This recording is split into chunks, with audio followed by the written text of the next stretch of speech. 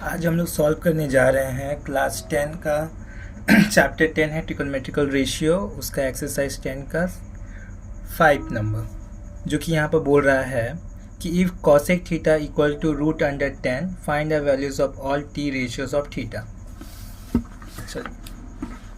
तो हम लोगों को यहाँ पर क्या गिवन है, हम लोगों को यहाँ पर बोल रहा है कि अगर cosec थीटा रूट 10 है तो हम लोग को सारे रेशियोज फाइंड करने हैं।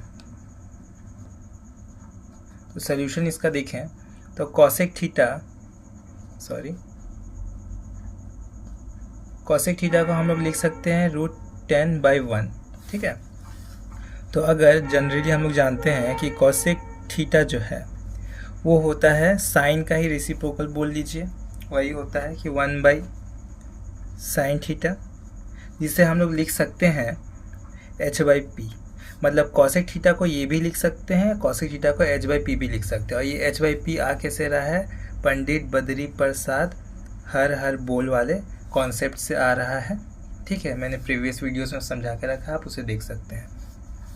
तो देखिए, अगर इन दोनों को हम लोग कंपेयर करें तो हम लोगों को क्या मिलता है कि h इक्वल टू रूट 10 है और p हम लोगों के पास है 1।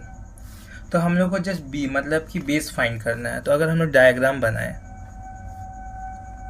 तो हम लोग को यहाँ पर देखने के लिए मिल रहा है कि परपेंडिकुलर यहाँ से यहाँ तक का पार्ट 1 है और हाइपोटेनस हम लोगों को दिया हुआ है रूट 10। हम लोग को जस्ट बेस ही फाइंड करना है।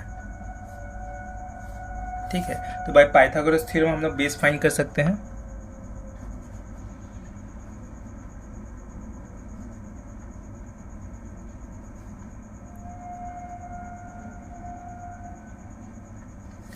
पाइथागोरस थ्योरम हम लोग क्या बोल सकते हैं, देखिए पाइथागोरस थ्योरम बोलता है कि बेस का स्क्वायर प्लस परपेंडिकुलर का स्क्वायर इक्वल टू होता है हाइपोटेनस का स्क्वायर। तो हाइपोटेनस का स्क्वायर इक्वल टू परपेंडिकुलर का स्क्वायर प्लस बेस का स्क्वायर। तो यहाँ पर हम लोग को हाइपोटेनस क्या दिया हुआ है रूट 10, तो रूट 10 लिख देंगे उसका स्क्वायर।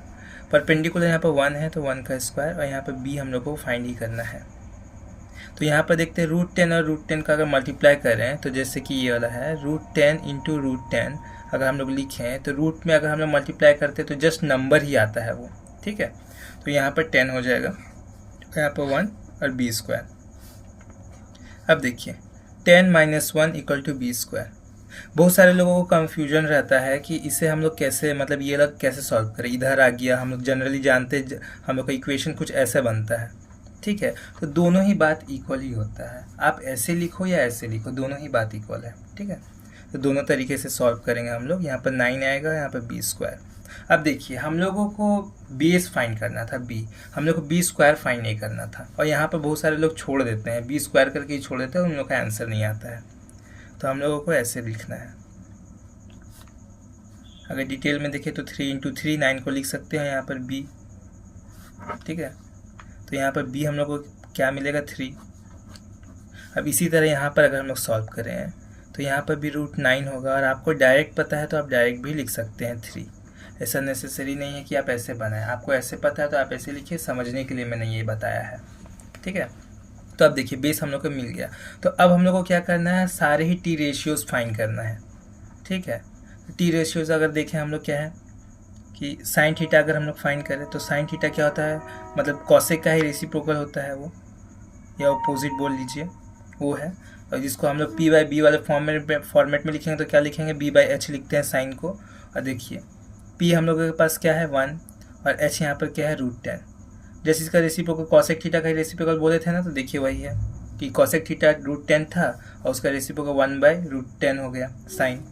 अब कॉस फाइंड करते हैं, कॉस थीटा को हम लोग क्या जानते हैं, अगर लिखें तो b/h जानते हैं। तो यहाँ पर b क्या है, b हम लोगों के पास है कहाँ गया 3 और h है रूट 10, ये हो गया। अब देखिए टेन थीटा को क्या लिख सकते हैं, sine theta by cos theta. ठीक है, देखिए साइन का वैल्यू भी ये पता है, कॉस का वैल्यू भी ये पता है, तो हम लोग पुट कर सकते हैं। या तो फिर आप 10 को लिख सकते हैं, p/b भी लिख सकते हैं। दोनों को ही सॉल्व कीजिएगा, सेम ही आंसर आएगा। ठीक है, तो यहाँ पर p हम लोग का 1 है और b यहाँ पर है 3। ठीक, अगर हम लोग इसको सॉल्व करें बता देते हैं, sine theta by cos theta.